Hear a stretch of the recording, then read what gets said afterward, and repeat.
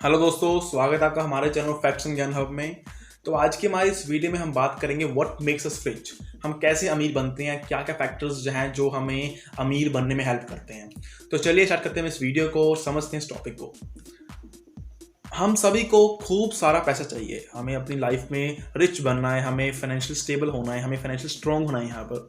अभी इसका मतलब ये है कि हमारा जो प्रेजेंट है और जो फ्यूचर है वो फाइनेंशियली सेफ रहे, फाइनेंशियली सिक्योर रहे। हमें कभी भी ज़िंदगी में आगे जाके फाइनेंशियल बर्डन का सामना ना करना पड़े, हमें कभी भी पैसों के लिए तंगी का सामना ना करना पड़े। अभी इस बात को पॉसिबल करने के लिए हम बहुत एफर्ट्स करते हैं, बहुत हार्डवर्क करते हैं, ज़िंदगी भर खूब सारा पैसा कमाते हैं यहाँ पर। लेकिन अभी क्वेश्चन ये है कि पैसा कमाना is a different thing, but how to get rich. हमें यहाँ पर अमीर कैसे बनना है, हम किन चीज़ों से हम अमीर बनते हैं, व्हाट मेक्स अस रिच। तो यहाँ पर हम 3 कंपोनेंट्स की बात करेंगे। First one is income, second is saving and third is investment. पहले अगर मैं बात करूं इनकम और सेविंग के बीच में, तो यहाँ पर जो मेरा पर्सनली मानना है वो ये है कि हम अमीर बनते हैं अपनी इनकम से, नहीं अपनी सेविंग से। काफ़ी कंफ्यूजिंग सी बात है कि यार अगर मेरी इनकम ही ज़्यादा है तो ऑब्वियसली मैं ही रिच बनूंगा, ठीक है ना। सेविंग क्या करेगी, यहाँ पर मुझे पैसे अच्छे आ रहे हैं तो डेफिनेटली मैं ही रिच हूँ। अभी हम इस बात को समझेंगे एक बेसिक एग्जाम्पल के साथ। जस्ट अज्यूम एक आदमी जिसका नाम राम है, जिसकी पर मंथ इनकम 1 लाख रुपये है। वो उसमें से कुछ भी सेव नहीं करता, सारे पैसे जो है वो स्पेंड कर देता है, ठीक है ना। वो कुछ सेव नहीं कर रहा, सारे पैसे खर्च रहा है यहाँ पर। वहीं पर दूसरा आदमी है जिसका नाम श्याम है, जिसकी इनकम 50,000 रुपये है, जिसकी इनकम आधी है राम से। 50,000 की इनकम में भी वो हर महीने 5,000 रुपये जो है वो सेव कर रहा है और जो बाकी के पैसे हैं उनको खर्च रहा है यहाँ पर। तो यहाँ पर अगर हम through out the period time देखें यहाँ पर, तो टाइम के बाद उसके पास ज़्यादा पैसे होंगे राम के, क्योंकि राम की इनकम आ रही है, उसके पास पैसे आ रहे हैं और पैसे वो खर्च रहा है। लेकिन यहाँ पर जो श्याम है उसके पास पैसे आ भी रहे हैं, चाहे कम आ रहे हैं, लेकिन वो उस हिसाब से कुछ सेव भी कर रहा है। तो यहाँ पर लॉन्ग पीरियड में जो श्याम है वो फाइनेंशियली रिच होगा एज कंपेरेटिवली राम के। अब हम दूसरे पर्सपेक्टिव की बात करें, वो है इन्वेस्टमेंट का, वो है कंपाउंड इफेक्ट का। जिनको नहीं पता कंपाउंड इफेक्ट क्या होता है, कंपाउंड इफेक्ट मींस हम कितने टाइम में अपने पैसों को बढ़ा रहे हैं, हम कितना टाइम दे रहे हैं, हम कैसे अपने पैसों को कंपाउंड कर रहे हैं, उनको बढ़ा रहे हैं। यहाँ पर यूजली जब हम इन्वेस्टमेंट करते हैं तो हमें वहाँ पर कुछ रिटर्न मिलती है। टाइम के साथ साथ हमारे जो पैसे हैं वो खुद ब खुद, क्योंकि उसमें जो हमारी रिटर्न है वो ऐड होती जाती है और पैसों कंपाउंड होने शुरू हो जाते हैं, खुद ब खुद पैसे जो है बढ़ना शुरू होते हैं। यहाँ पर अगर हम बात करें एक बेसिक से डिफरेंस की इन्वेस्टमेंट और सेविंग की, जैसे कि हमने बात की है सेविंग की, कि हम पैसों को सेव करना जरूरी है। हमारी इनकम चाहे कुछ भी है, अगर हम कुछ सेव करें तो हम रिच बनते हैं। लेकिन यहाँ पर जरूरी है कि जो हमने पैसे सेव किए हैं उसको इन्वेस्टमेंट करना, उसकी इन्वेस्टिंग करना भी जरूरी है, ताकि पैसों से पैसे बने, पैसे जो है हमारे कंपाउंड होते रहें। अगर हम इसी सेम बात को एक एग्जाम्पल की तरफ समझें यहाँ पर, तो वही सेम एग्जाम्पल है कि राम है जिसकी इनकम 10,000 रुपये 1 लाख रुपये पर मंथ है, वो उसमें से 10,000 रुपये पर मंथ जो है वो सेव कर रहा है। लेकिन यहाँ पर श्याम है जिसकी भी इनकम 1 लाख रुपए ही है, लेकिन उसमें से वो 10,000 रुपये पर मंथ सेव नहीं कर रहा है, उसको इन्वेस्ट कर रहा है। राम के पास 1 साल के बाद 1,20,000 रुपये होंगे, लेकिन श्याम ने जहाँ पर इन्वेस्ट किए हैं तो 1,20,000 तो होंगे ही होंगे, प्लस जो उसको वहाँ पर रिटर्न मिलेगी, जो उसको इन्वेस्टमेंट के ऊपर फायदा मिलेगा उसको वो भी होगा। जस्ट रिज्यूम 1 साल के बाद उसको जो उस पर रिटर्न मिली वो 30,000 रुपये की है, तो 1,20,000 प्लस 30,000 उसके पास 1.5 लाख रुपए हो गए यहाँ पर। सो दिस इज कैसे हम पैसों को इन्वेस्ट कर रहे हैं और उस पर हमें जो खुद ब खुद जो हमारे पैसे हैं वो कंपाउंड हो रहे हैं, हमारे जो पैसे हैं वो बढ़ रहे हैं। अभी मैं आपको 2 रूल्स शेयर करूंगा, गोल्डन रूल्स हैं जो आपको अपनी लाइफ में इंप्लीमेंट कर रहे हैं अपने फाइनेंशियल डिसीजंस के रिगार्डिंग, जिससे आप डेफिनेटली आप खूब सारे पैसे जो है वो कमा सकते हो और खूब सारे पैसों के साथ आप रिच भी बन सकते हो। पहला रूल तो यही है, जो हम बेसिक की गलती करते हैं सभी लोग, ये मिस्टेक हम सभी करते हैं कि हम पहले बात करते हैं स्पेंडिंग की, फिर बात करते हैं सेविंग की। हमने 100 रुपये कमाए, हम पहली बात करेंगे मैंने इसमें से 70 रुपये जो है वो खर्च देने हैं, उसको मैंने स्पेंड कर देना है, और जो मेरे पास 30 रुपये बैलेंस बच जाएगा उसकी मैं बात करूंगा आगे सेविंग करने की। लेकिन जो स्मार्ट लोग करते हैं, जो इंटेलिजेंट लोग करते हैं, वो ये करते हैं, वो पहले सेव करते हैं फिर स्पेंड करते हैं। उनके पास 100 रुपये आए, उनने उसमें से पहले ही 50 रुपये निकाल दिए कि ये तो भाई हमारी सेविंग है। अभी जो 50 रुपये बच चुके हैं उसकी वो बात करेंगे कि स्पेंडिंग की।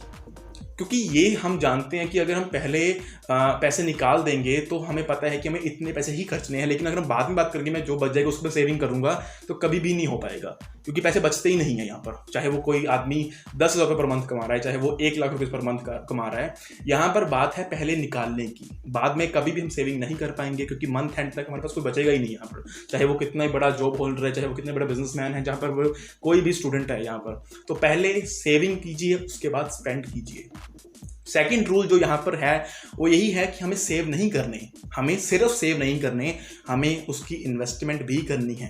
Don't save, start investing also, ठीक है ना। यहाँ पर हमें इन्वेस्टमेंट भी करने ताकि जो हमारे पैसे हैं वो बढ़े। यहाँ पर एक सेइंग है कि मनी मेक्स मनी, पैसों से ही पैसा बनता है। कंपाउंड इफेक्ट की यहाँ पर बात आ रही है। जितने भी हम अमीर लोग देखते हैं जिनकी हम मोटिवेशनल इंस्पायरिंग वीडियो सुनते हैं, वहाँ पर वो खुद कहते हैं कि हमने अच्छे फाइनेंशियल डिसीजन लिए, हमने अच्छी जगह पर पैसों को इन्वेस्ट किया, हमने अच्छे इन्वेस्टमेंट डिसीजन लिए, जिसकी बदौलत हम यहाँ पर आज खड़े हैं। जितने भी हम यूजली देखते हैं जो बड़े बिजनेसमैन होते हैं, नो डाउट उनकी इनकम भी ज़्यादा होती है, लेकिन वो इन्वेस्टमेंट करते हैं और खुद ब खुद पैसे बढ़ते रहते हैं। बेसिक एग्जांपल, यहाँ पर जब हम बैंक में एफडी करवाते हैं तो वहाँ पर हम कुछ पैसे पे करते हैं जिसको खुद ब खुद बढ़ते रहते हैं। हर मंथ उसमें कुछ ना कुछ जो इंटरेस्ट है वो ऐड में होता रहता है और हर मंथ कुछ ना कुछ पैसे जो है बढ़ते रहते हैं। तो यहाँ पर मनी मेक्स मनी का कंसेप्ट यहाँ पर हमें फॉलो करना है। हमें अपने पैसों को बढ़ाना है, जो कि सेविंग से नहीं होगा। मैं घर पर पिकी बैंक में रोज पैसे डाल रहा हूँ, वो उतने ही रहेंगे जितने मैं डालता रहूँगा। 10 साल बाद वो 10 लाख रुपये हो जाएंगे, लेकिन वो 10 लाख तो मैंने डाले हैं ना। लेकिन अगर उसी पैसों को, उन्हीं 10 लाख को मैं 10 सालों में कहीं इन्वेस्ट कर रहा हूँ, तो नो डाउट वो 15 लाख भी हो सकते हैं। तो वो इन्वेस्टमेंट का नतीजा है, वो कंपाउंड इफेक्ट का नतीजा है यहाँ पर। तो हमें यहाँ पर इन्वेस्टमेंट पर फोकस करना है, तभी जो हमारे पैसे हैं वो टाइम के साथ साथ कंपाउंड होते रहेंगे और वही हमें हेल्प करेंगे अमीर बनने में। अभी हमने सभी जो पॉइंट्स थे, सभी जो कंपोनेंट्स, सबको फैक्टरेट कर लिया कि हमारी जो इन्वेस्टमेंट है काफ़ी ज़रूरी है। हमें अगर ज़िंदगी में सफल बनना है, फाइनेंशियली हमें स्ट्रॉन्ग बनना है, तो हमें इन्वेस्टमेंट करनी काफ़ी ज़रूरी है। लेकिन अभी यही क्वेश्चन मन में है सभी के कि यार कहाँ पर इन्वेस्ट करें। इतने सारे प्लेटफॉर्म्स हैं, लेकिन हमें कन्फ्यूजन है कहाँ पर इन्वेस्ट करें, कैसे हम अच्छे सेफली सिक्योरली इन्वेस्ट करें ताकि हमें अच्छी रिटर्न मिल जाए और जो हमारे पैसे हैं वो भी सेफ रहें। अभी जब बात आती है ना इन्वेस्टमेंट की, तो वहाँ पर 2 फैक्टर्स आते हैं। First one is income, second is time. हम कितनी इनकम में से इन्वेस्ट करने की बात कर रहे हैं। दूसरी बात है हम कितने टाइम पीरियड के लिए। मेरी इनकम 10,000 रुपये है तो मेरे लिए इन्वेस्टमेंट डिसीजन अलग होंगे। किसी की इनकम 1 लाख रुपये है तो उसके लिए इन्वेस्टमेंट डिसीजन अलग होंगे। उनकी इन्वेस्टमेंट करने की पावर जो है वो अलग अलग होगी, ठीक है ना। और दूसरी बात यहाँ पर ये है कि हम कितने टाइम के लिए इन्वेस्ट करने वाले हैं। शॉर्ट पीरियड के लिए, लॉन्ग पीरियड के लिए हम कितने टाइम के लिए अपने पैसों को किसी को देने वाले हैं, कितने टाइम के हम पैसों को इन्वेस्टमेंट के लिए डालने वाले हैं।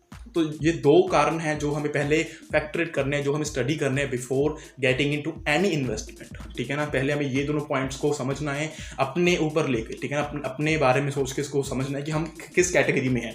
अगर हम इनकम की बात करें तो हम किस स्लैब में हैं, और अगर हम इन्वेस्टमेंट की बात करें तो हम कितने टाइम पीरियड के इन्वेस्ट कर सकते हैं, ठीक है ना। तो पहले इन दोनों पॉइंट्स को स्टडी करना है, आफ्टर दैट हम आगे बात कर सकते हैं। अभी यहाँ पर अगर बात करूँ कहाँ इन्वेस्ट करने की, तो डेफिनेटली काफ़ी सारे प्लेटफॉर्म्स हैं, लेकिन यहाँ पर पर्सनली मैं खुद आपको ऑनलाइन प्लेटफॉर्म ही सजेस्ट करूंगा। आजकल हर एक चीज़ डिजिटल है, हर एक चीज़ ऑनलाइन है, तो यहाँ पर सीधी सी बात है कि जो इन्वेस्टमेंट है वो भी डिजिटल हो रही है, वो भी ऑनलाइन ही हो रही है। काफ़ी सारे एप्लीकेशंस हैं, काफ़ी सारे वेबसाइट्स हैं जो कि म्यूचुअल फंड्स को यहाँ पर प्रमोट कर रहे हैं, जो कि म्यूचुअल फंड में आपके जो पैसे इन्वेस्ट कर रहे हैं। यहाँ पर मैं कोई भी पर्टिकुलर एप्लीकेशन वेबसाइट प्रमोट नहीं करने वाला हूँ। आप खुद इस पर कंप्लीट रिसर्च करके आप सिलेक्ट कर सकते हो, शॉर्टलिस्ट कर सकते हो यहाँ पर। अभी यहाँ पर इसका फ़ायदा ये है, ऑनलाइन प्लेटफॉर्म का फ़ायदा ये है, क्योंकि यहाँ पर इन इंडस्ट्री में जो कंपटीशन है वो काफ़ी बढ़ चुका है। हज़ारों कंपनीज हैं जो इस काम में आ चुकी हैं, चाहे वो किसी भी इन्वेस्टमेंट की बात हो रही है, हज़ारों कंपनीज आ चुकी हैं। तो उनके बीच में काफ़ी ज़्यादा कट थ्रोट कंपटीशन है, और उस कंपटीशन का फ़ायदा हमको है, क्योंकि वो ऐसे कंपटीशन में तभी काम कर पाएंगी अगर अपने कस्टमर को सेटिस्फाइड कर पाएंगी, यहाँ पर अपने कस्टमर को राज़ी कर पाएंगी, तभी वो यहाँ पर काम कर पाएंगी। तो यहाँ पर वो सभी जो बेस्ट ऑफर्स हैं वो अपने कस्टमर्स को दे रही हैं। जैसे कि हम पहले देखते थे, अगर हमें कहीं इन्वेस्टमेंट भी करनी है म्यूचुअल फंड्स में या फिर शेयर मार्केट में, तो हमें कुछ ब्रोकरेज चार्जेस, हमें कुछ यहाँ पर पैसे पे करने पड़ते थे, ठीक है यहाँ पर। लेकिन आजकल कंपनीज यही बात प्रमोट कर रही हैं कि हमारे यहाँ पर 0 ब्रोकरेज रेट है, यहाँ पर हमें आपको कोई भी कमीशन पे करने की जरूरत नहीं है। तो ये हमें फ़ायदा है ना यहाँ पर। तो आप कोई भी अच्छी सी कंपनी यहाँ पर शॉर्टलिस्ट कर सकते हो। म्यूचुअल फंड्स में पर्सनली मैं कहूँगा आप इन्वेस्ट कीजिए। यहाँ पर हम डेली, वीकली, मंथली SIP के थ्रू यहाँ पर पैसे इन्वेस्ट कर सकते हैं, और अच्छी खासी जो रेट ऑफ रिटर्न हमें यहाँ पर मिल जाएगी। जाएगी। इसके बाद अगर हमें नॉलेज है, अगर हमें ज्ञान है मार्केट का, तो यहाँ पर हम शेयर मार्केट में भी इन्वेस्ट कर सकते हैं। लेकिन यहाँ पर वही अलर्ट दोबारा दूंगा आपको मैं, क्योंकि यहाँ पर शेयर मार्केट जब बात आ रही है तो रिस्की है। रिस्की तब है अगर आप बिना नॉलेज कर रहे हो। अगर आप पहले प्रॉपर नॉलेज गेन कर रहे हो उसके बाद इन्वेस्ट कर रहे हो तो इस जैसी कहीं पर भी रीस नहीं है। तो पहले ही अगर शेयर मार्केट इन्वेस्ट करने तो प्रॉपर रिसर्च कीजिए, एक अच्छा ट्रेडर चूज कीजिए जो कि आपको हेल्प करेगा। उसके बाद आप यहाँ पर भी पैसे इन्वेस्ट कर सकते हो और अच्छे खासे जो पैसे वो कमा सकते हो। इसके बाद अगर मैं कुछ सिक्योर प्लेटफॉर्म्स की बात करूँ तो यहाँ पर कुछ गवर्नमेंट की स्कीम्स आती हैं, है ना, कुछ पर्टिकुलर इनकम के स्लैब वालों के लिए कि अगर आपकी इनकम इस स्लैब में आ रही है आपको हम प्रॉपर कोई स्कीम्स देंगे जहाँ पर आप प्रॉपर हमारी सिक्योरिटीज़ में, गवर्नमेंट की सिक्योरिटी में इन्वेस्ट कर सकते हो। तो आप ऐसे भी किसी स्कीम के थ्रू अपने पैसे इन्वेस्ट कर सकते हो जो कि सेफ रहेंगे, सिक्योर रहेंगे। यहाँ पर आप सबसे सेफ तरीका जो है वो बैंक का है। यहाँ पर आप एफडी करवा सकते हो लॉन्ग टाइम पीरियड के लिए और आप यहाँ पर अच्छी खासी जो रेट ऑफ रिटर्न है वो यहाँ पर आपको मिल जाएगी। लास्ट में मैं यही कहना चाहूँगा कि जब बात करें इन्वेस्टमेंट की तो वहाँ पर हमें रेट ऑफ रिटर्न पर कम ध्यान देना है और सेफ्टी पर, सिक्योरिटी पर ज़्यादा ध्यान देना है। ठीक है ना। यहाँ पर आप प्लीज़ कोई भी वो होते हैं ना जो 21 दिन पैसे डबल वाला काम होता है, वहाँ पर कभी पैसे इन्वेस्ट मत करना। ठीक है ना। यहाँ पर हम ज़्यादातर ल्यूक्रेटिव बेनिफिट सुनकर हम यहाँ पर कंफ्यूज हो जाते हैं, यहाँ पर मैनिपुलेट हो जाते हैं। तो यहाँ पर आपको कभी इन्वेस्टमेंट करनी है तो पहले रिसर्च करनी है। रेट ऑफ रिटर्न भले ही कम हो कोई दिक्कत नहीं है, लेकिन अगर आपका जो प्लेटफॉर्म है वो सेफ नहीं है, सिक्योर नहीं है, यहाँ पर फ्रॉड है ना यहाँ पर, तो काफ़ी यहाँ पर आपको भुगतना पड़ेगा। तो प्लीज़ यहाँ पर सिर्फ रेट ऑफ रिटर्न को ही फैक्टरेट नहीं करना, यहाँ पर हमें उसकी सिक्योरिटी को भी फैक्टरेट करना है। तो आज की इस वीडियो के लिए इतना ही। अगर आपको ये वीडियो पसंद आई हो तो प्लीज़ को लाइक कीजिए, शेयर कीजिए अपने फ्रेंड्स, अपनी फैमिली के साथ और मेरे चैनल को सब्सक्राइब कर दीजिए। हम जल्द मिलेंगे एक ऐसी ही इन्फॉर्मेटिव वीडियो के साथ। Thank you.